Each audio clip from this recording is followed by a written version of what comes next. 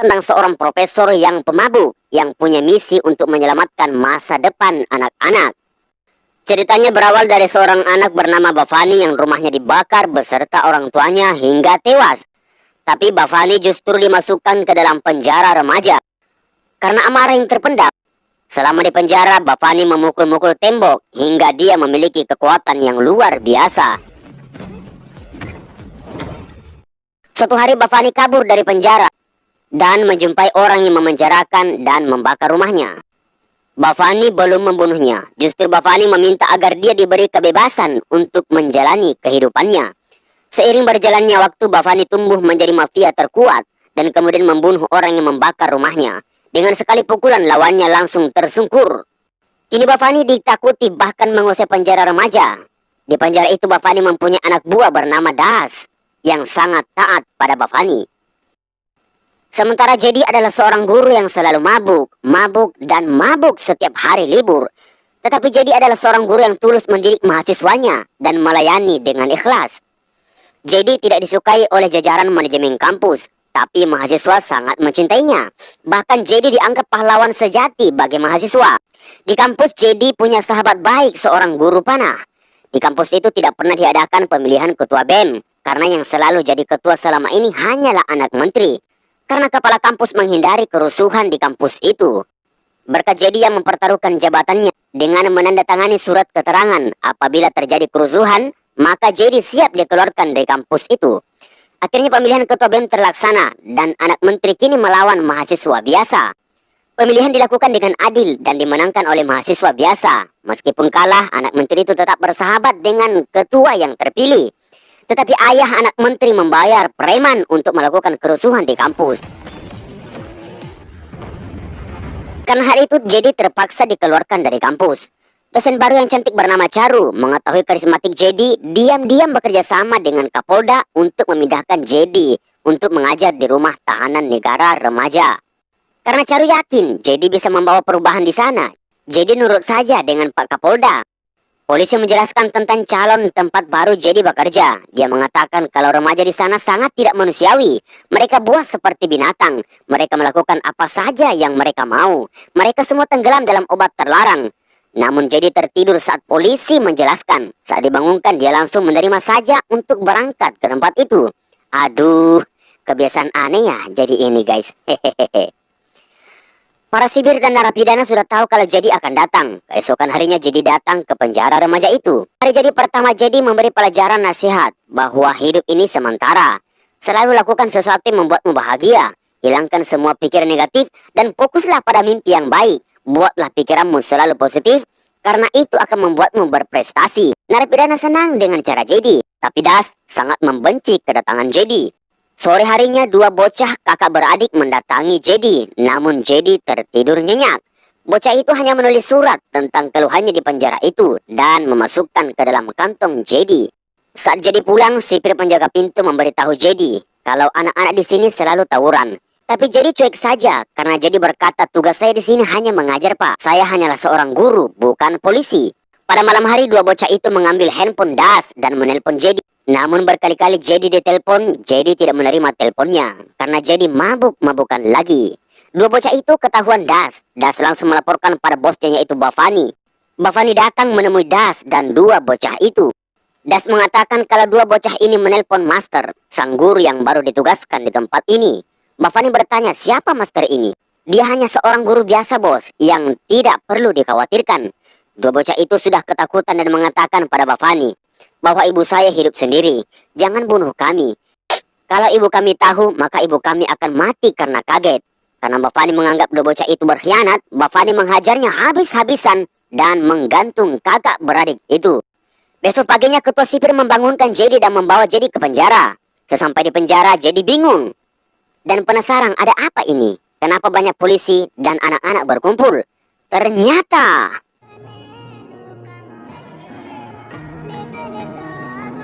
Hamba, Jedi baru melihat ketegangan seperti ini. Jedi diinterogasi karena dikira dia penyebab digantungnya dua bocah itu. Charu datang bersama ibu kedua bocah itu. Charu marah besar kepada Jedi karena minuman yang membuatnya mabuk membutakan hatinya dan menjadi penyebab kematian dua bocah itu. Andaikan malam itu dia tidak mabuk, dan mengangkat telepon dari dua bocah itu, mereka bisa saja selamat. Jadi sangat sedih melihat tangisan ibu dua bocah itu. Jadi ditahan sementara di kantor polisi. Jadi baru merasa ada surat di kantong celananya. Saat membaca surat itu, jadi sangat sedih.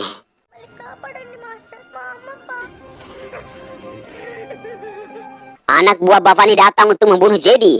Mereka menyobek surat itu dan tertawa di depan Jedi.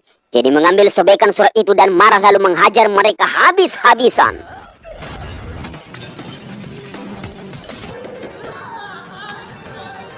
Setelah Jedi menghabisi mereka, Jedi menelpon Bavani dengan amarah yang luar biasa karena memperalat anak-anak remaja yang tidak bersalah.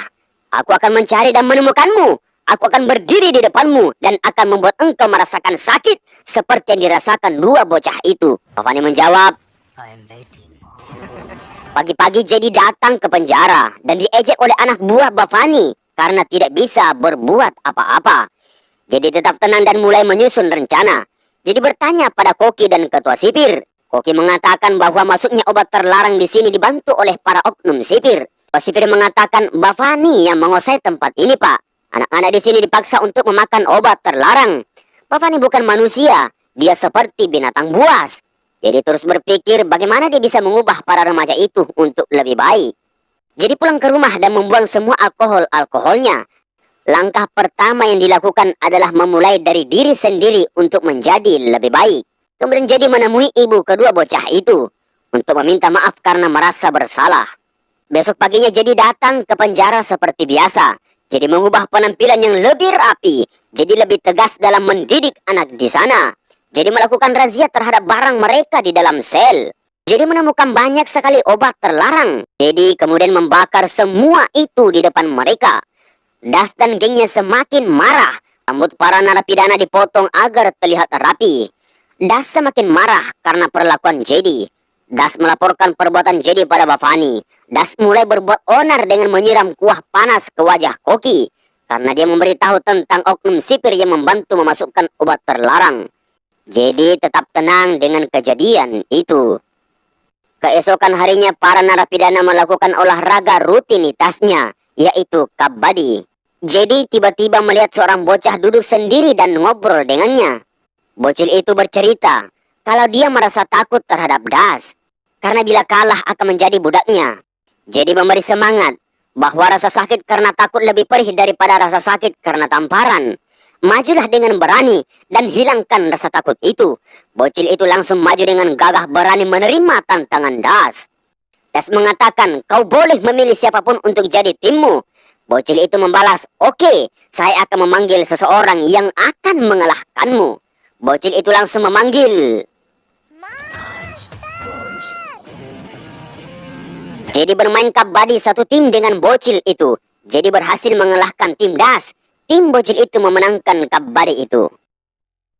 Jadi berhasil menyelamatkan bocil dari penindasan Das. Jadi mulai akrab dengan bocil-bocil di penjara itu. Pada malamnya Jedi mengumpulkan bocil-bocil di penjara karena dipaksa mengakui kejahatan. Banyak di antara mereka yang tidak pernah bertemu dengan orang tua mereka hingga saat ini. Mereka semua disuruh mengakui yang sebenarnya. Kemudian direkam video oleh Jedi. Video itu akan dibawa ke pengadilan sebagai bukti untuk membebaskan mereka. Pagi harinya Charu perjalanan pulang dari rumah hakim. Tiba-tiba gerombolan preman mengejarnya dan ingin melukai Charu. Charu langsung video call Jedi untuk meminta pertolongan. Jedi bingung harus berbuat apa. Tiba-tiba bocil meminta Charu untuk membalikan kamera ke wajah preman itu. Ternyata mereka adalah teman bocil. Bocil meminta mereka untuk pergi. Charu pun selamat. Jadi heran dan bertanya, siapa kau sebenarnya? Dari mana kau kenal preman itu? Bocil itu menjawab, lihatlah tanganku ini pak. Ini adalah tato khusus anak buah Bavani. Kita bisa makan di warung manapun secara gratis. Kita akan mendapatkan akses untuk mendapatkan obat terlarang. Akan tetapi dengan syarat kita harus mengakui kejahatan yang dilakukan oleh Bavani. Jadi mencari orang-orang yang mengenal tato itu dan menghajar mereka habis-habisan. Setelah itu Jedi meminta Charu mengirim video itu ke pengadilan.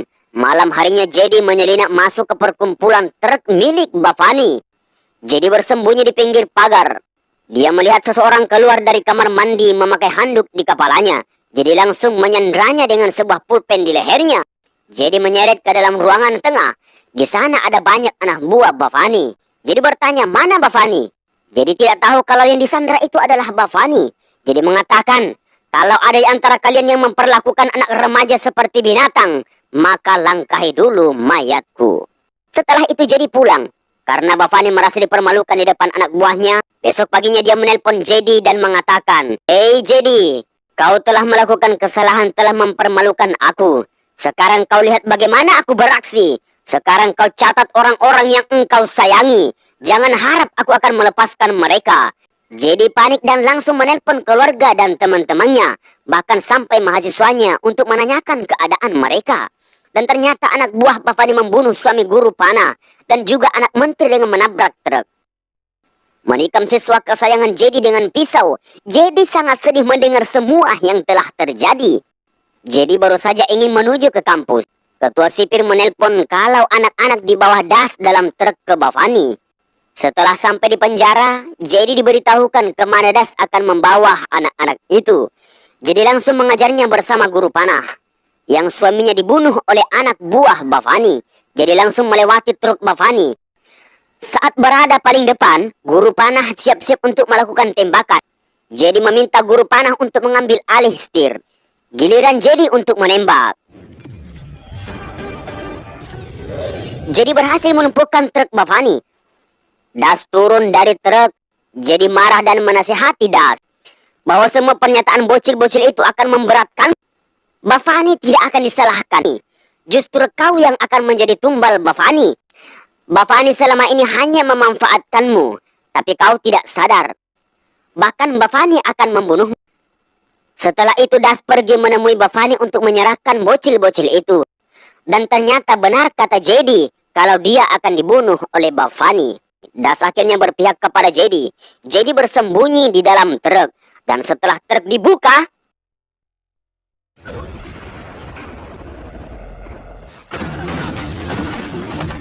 setelah anak buah Bavani berhasil dihabisi oleh JD, kini giliran JD berduel dengan Bavani. Bavani masih mengandalkan tangan perkasanya yang dilatih bertahun-tahun di dalam penjara. JD terkena pukulan tangan perkasa Bavani dan tersungkur. Anak-anak remaja ini membantu JD karena terlihat tak berdaya. Namun JD berusaha bangkit untuk melarang anak-anak itu mengotori tangannya. JD tak ingin lagi mereka memegang pisau.